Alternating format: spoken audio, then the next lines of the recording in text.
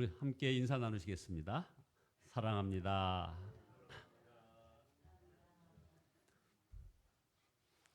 원래 화요일은 그냥 목회자들과 함께 지내겠구나 했더니 이렇게 새벽기도 동지 여러분들 이렇게 오셨습니다. 박영숙 권사님이 오셨는 걸 너무 반갑습니다. 우리 육동인 장로님 부부는 항상 이렇게 교회 새벽기도 동지로 이렇게 같이 기도에 걸음을 가고 있습니다. 이렇게 또 방송실에서 우리 김진식 집사님 참 성실하게 헌신하고 하는 모습이 하나님께서 잘 아실 것입니다. 계시록 17장, 18장은 사탄의 왕국인 바벨론의 심판 이야기입니다. 바벨론의 멸망에 대해서는 계시록 16장에서 잠깐 언급은 했는데 계시록 17장, 18장에 걸쳐서 아주 자세히 말씀하고 있습니다. 우리 주님은 바로 이런 사도 요한에게 큰 바다 물 위에 앉은 한 창녀를 보여주었는데 백성들과 무리들과 민족들과 언어들 위에 앉아서 세상의 임금들을 다스리는 통치권을 가진 큰 도시 이 바벨론을 얘기하고 있습니다. 그러니까 이 바벨론을 한마디로 얘기하면 하나님을 부인하는 세상, 이 세상을 말하는 겁니다. 그것도 하나님을 부인하는 세상. 여러분 중에는 세상이 하나님을 부인한다는 것은 인정하지만 그 배후에 바벨론이라고 하는 사탄의 세력이 있다는 것이 믿어지지 않은 이들이 있을 것입니다. 그러나 바벨론은 분명한 실체이고 그리고 아주 강하게 우리의 삶에 영향을 끼치고 있습니다. 오늘 예배 중에 그 눈이 뜨이시기를 예수 그리스도의 이름으로 축복합니다. 바벨론은 영적 분별을 가진 사람만이 알 수 있습니다.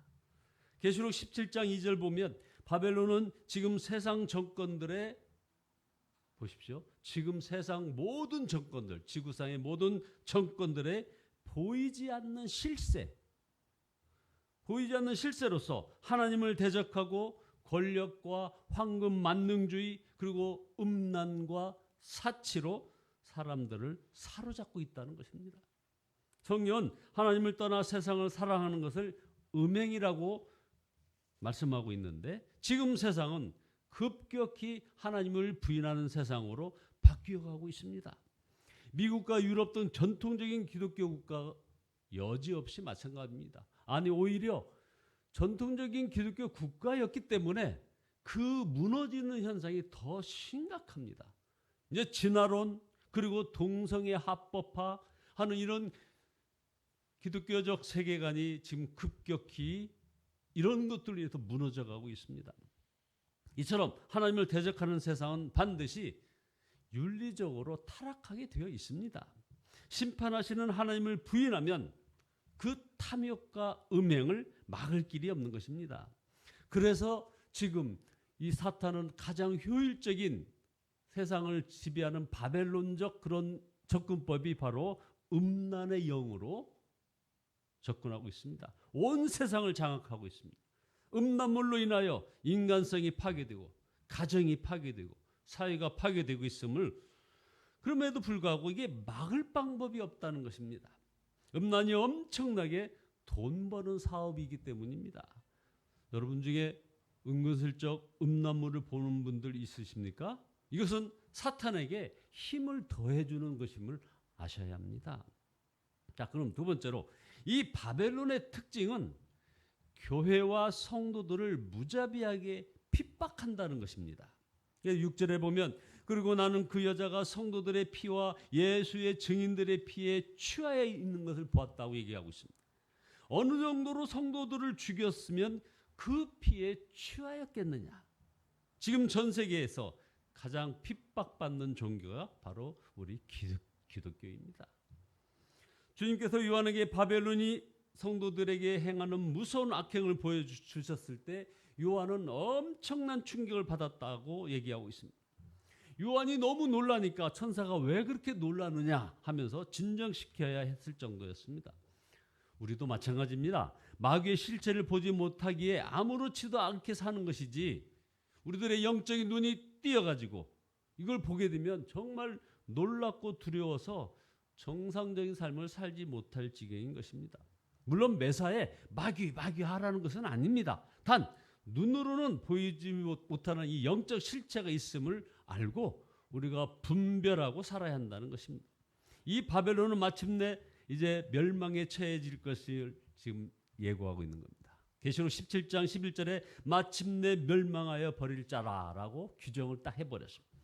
이 사실을 아는 자와 모르는 자는 그 삶이 완전히 다르다는 것입니다. 세상을 보는 눈이 다르기 때문입니다. 계시록 18장에서는 드디어 이 바벨론의 멸망이 선언됩니다. 온 땅을 환하게 만드는 영광을 가진 한 천사가 이렇게 힘차게 외칩니다. 계시록 18장 2절에 무너졌도다 무너졌도다 큰 성 바벨론이 무너졌도다 하면서 이렇게 외친 것은 바벨론이 무너지는 것이 그만큼 충격적인 일이었기 때문입니다. 계시록 18장 8절에 보면 그 도시의 재난 곧 죽음과 슬픔과 굶주림이 하루 사이에 닥칠 것이요 그 도시는 불에 타버릴 것이다 하면서 10절에 화를 입었다 화로다 말씀하죠. 이 강한 도시 바벨론아 너에게 심판이 한순간에 닥쳤구나. 여러분 미국이나 중국이 무너졌다면 얼마나 놀랍겠습니까? 실제로 거대한 제국이 하루아침에 무너지는 일이 우리 역사상에 여러 번 일어났습니다. 로마 제국이 그랬지 않습니까? 그 거대한 로마 제국이 모든 길은 로마로 통한다는 로마 제국이 무너질 줄 누가 알았습니까? 대동아 공영권을 꿈꿨던 일본이 하루아침에 그렇게 무너지는 것을 누가 알았습니까? 제3제국을 꿈꿨던 독일이 그랬고요. 소비에트 연방공화국을 꿈꿨던 그래서 온 지구를 붉게 물들이기를 꿈꿨던 그 소련이 그러지 않았습니까? 이 모든 일이 바벨론이 무너질 것에 대한 예표입니다. 여러분 중국이 그 뒤를 따르지 않을지 누가 압니까? 또 얼마 전에는 또 북한이 8발의 미사일을 각기 다른 곳에서 발사를 했습니다. 결국 동시다발적으로 남한을 타격할 수 있는 능력을 과시하면서 자신들의 그런 핵 능력을 과시하는 겁니다. 그러나 머지않아 북한의 모든 핵무기가 그 뇌관이 다 녹슬게 되지 않을까 하는 것이 우리들의 기도이고 또 그렇게 될 것입니다. 바벨론이 하루 사이에 무너졌다고 했는데 이것은 대단히 두려운 것입니다. 유세가 하늘을 찌르도록 높아지던 순간에 갑자기 무너졌다는 것은 바벨론 세상 속에 살던 사람들이 악소리 한 번도 질러보지 못하고 함께 멸망하고 말 것이기 때문입니다. 계시록 18장 19절부터 이 바벨론이 무너졌을 때 놀라고 절망하고 슬피 탄식하는 이들이 나옵니다. 두 부류 사람들이 나옵니다. 권력자들과 가진 자들입니다. 부자들입니다. 그들은 바벨론 세상에서 하나님을 부인하고 엄청난 권력과 부를 얻고 사치하며 음란하게 살았습니다. 자신들이 사탄의 왕국에 살고 있으며 결국 심판을 받게 될 것을 꿈에도 몰랐습니다. 그러다가 갑자기 종말을 맞이하니 비명을 지르고 탄식하고 절망을 하는 것입니다. 그래서 이렇게 절망을 계시록 18장 19절에 나타나고 그들은 그들의 머리에 먼지를 뿌리고 슬피 울면서 화를 입었다 큰 도시야. 바다에 배를 가진 사람들은 모두 그 도시의 값진 상품으로 부자가 되었건만 그것이 한순간에 잿더미가 되고 말았구나 하고 부르짖고 있다는 것입니다. 자, 그럼 여기서 주는 메시지의 핵심은 뭘까요? 우리 주님께서 이처럼 바벨론의 멸망에 대하여 요한과 그리고 이 요한계시록을 읽고 있는 우리들에게 보여주시는 뜻이 무엇입니까? 바로 정신 바짝 차리고 시대를 분별하며 살아야 한다는 것입니다. 그래서 4절에 성도들을 향한 경고의 말씀이 이렇게 선포되고 있습니다. 요한계시록 18장 4절에 내 백성아 그 도시에서 떠나거라. 너희는 그 도시의 죄에 가담하지도 말고 그 도시가 당하는 재난을 당하지 않도록 하라. 세번역 성경에서 나오고 있습니다. 이 경고는 소돔과 고모라에서 롯의 가족을 이끌어내려는 천사의 외침이 생각나게 하는 바로 그 구절입니다. 천사들이 롯과 그의 가족을 구하기 위해 얼마나 애를 썼습니까? 그러나 롯의 아내와 사위는 결국 구원받지 못하고 소돔과 함께 멸망당하고 말았습니다. 왜 그랬을까요? 소돔의 생활에 완전히 빠져 살았기 때문입니다. 그런데 이 일이 지금 우리와 우리 가족들의 문제인 것입니다. 여러분, 우리가 사는 세상이 바벨론 세상임을 명심하셔야 합니다. 예수님께서도 마귀를 세상 임금이라고 요한복음 12장 31절에서 이렇게 얘기하고 있습니다. 이제 이 세상에 대한 심판이 이르렀으니 이 세상의 임금이 쫓겨나리라. 이 바벨론의 특징은 딱 하나입니다. 그냥 돈 하는 것입니다. 돈. 만몬신에 막 사로잡혀 있는 겁니다. 꼭 부자만 아니라 돈이 평안과 행복을 가져다 주는 줄 아는 자는 다 바벨론에 사로잡혀 사는 것이라고 할 수 있는 겁니다. 그래서 돈 벌기 위해서 가정도 건강도 희생하고 신앙도 희생하고 그럽니다. 안 하던 거짓말도 합니다. 사기도 치고 불법을 저지르고 바가지도 씌우고 가짜 물건도 팔고 부실공사도 하고 뇌물도 주고받기도 하고 힘으로 남을 억압을 합니다. 여러분들 금융광고 많이 보셨죠? 거기 보면 정말 끔찍한 그런 이 흡연의 피해가 그림으로 나와 있습니다. 한마디로 얘기하면 담배는 독약이라고 얘기하는 겁니다. 그런데 왜 나라가 그 담배를 제조하여 팔고 있는 걸까요? 거기서 오는 그 돈 때문이다. 그 재정 수입이 어마어마한. 여러분 지금 미국에서 지난주까지 끔찍한 총기 사고가 계속 일어났습니다. 그것도 이 다음 세대 아이들이 그렇게 많은 피해를 당하고 있습니다.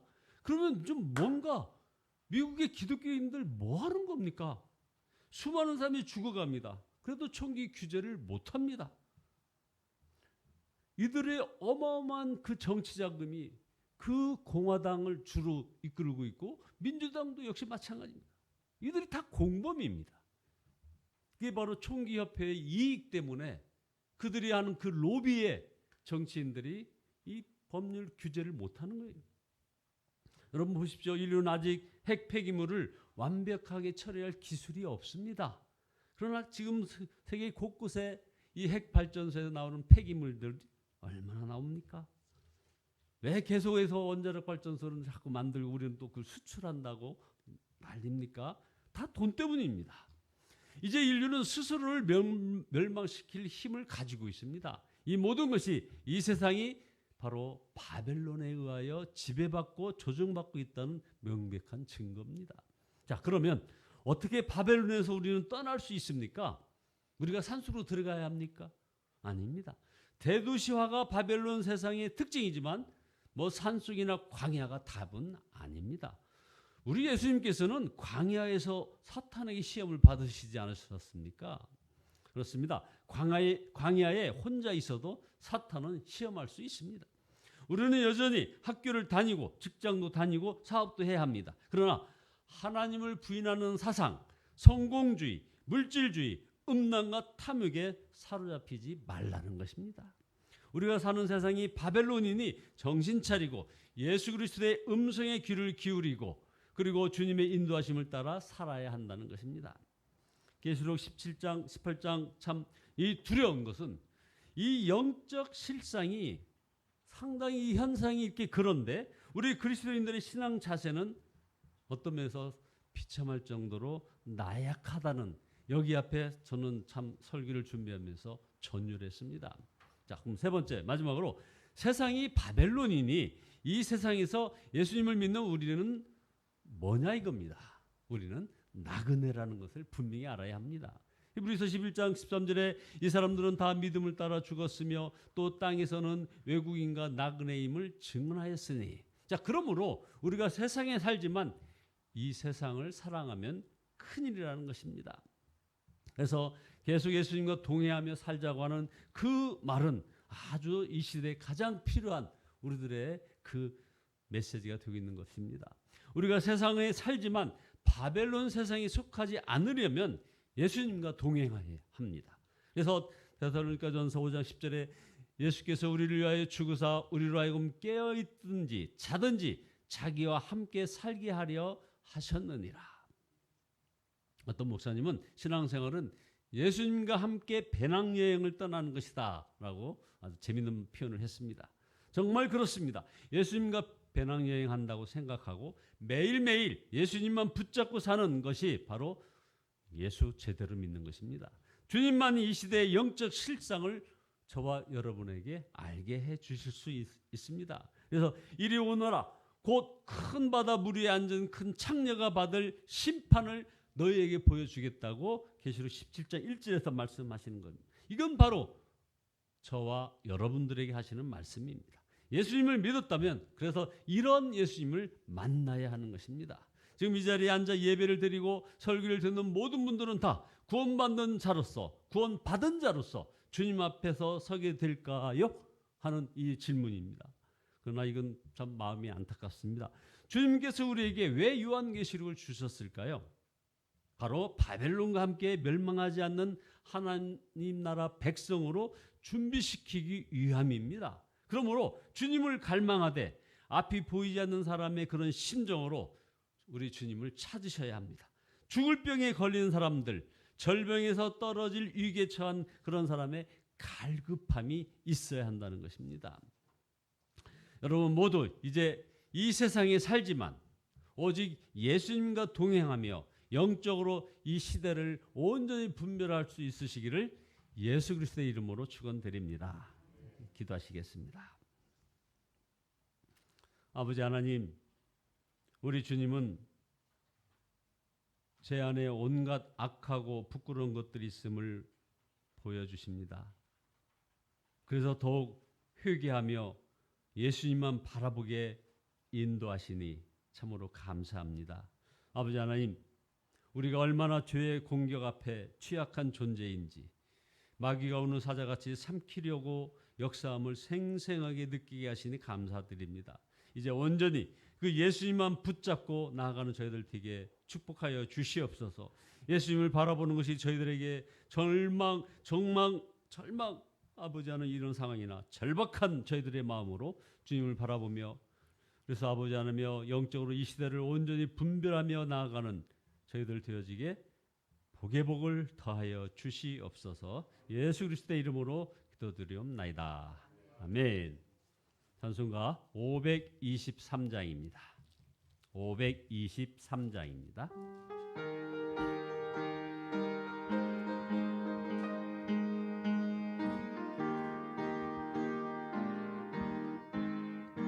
모든 죄악길에서 목자 없는 양같이 모든 사람 길 찾아 헤맨다. 자비하신 하나님 독생자를 보내사 너를 지금 부르니 나오라. 이때라 주의 긍휼 받을 때가 이때라. 지금 주께 나와 겸손하게 아뢰라. 구원함을 얻으리 험한 십자가 위에 달려 돌아가신 주 다시 살아나셨네 기쁘다. 죄인 구원하실 때 어서 주께 나와 주신 은혜 구하라 구하라. 이때라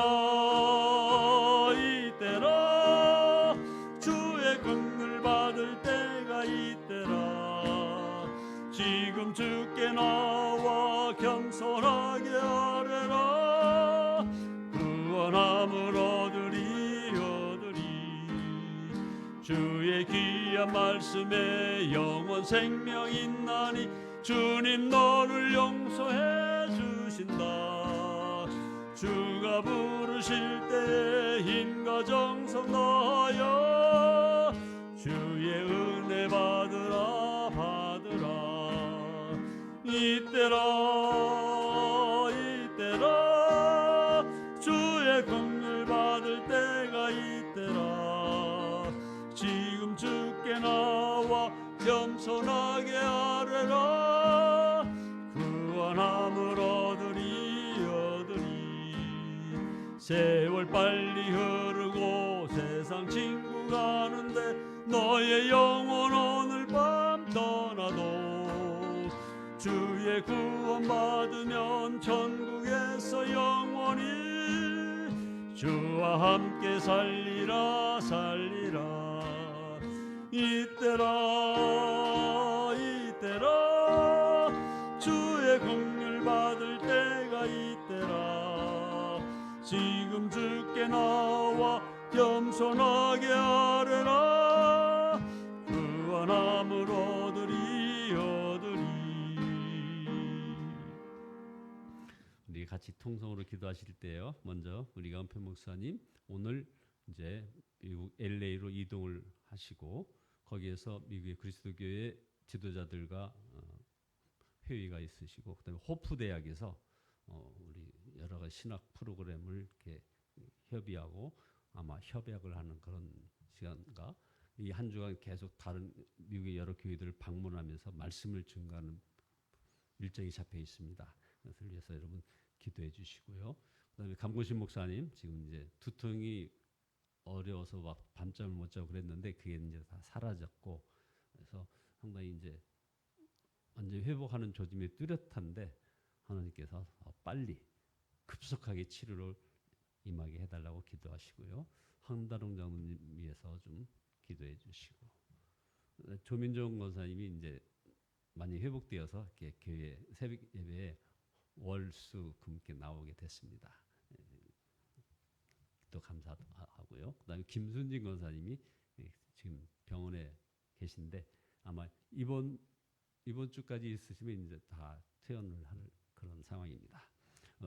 교회에 많은 분들, 아픈 분들을 위해서 또 경제적으로 어려운 분들을 위해서 이렇게 같이 좀 생각나는 대로 기도해 주시고 여러분의 기도를 같이 하시고 같이 감사하겠습니다. 그리고 교회 단톡방에 한 줄 기도문으로 목사님의 사역과 강무신 목사님 쾌유를 위해서 이렇게 응원의 글을 좀 부탁드립니다. 우리 주여 삼창하시겠습니다.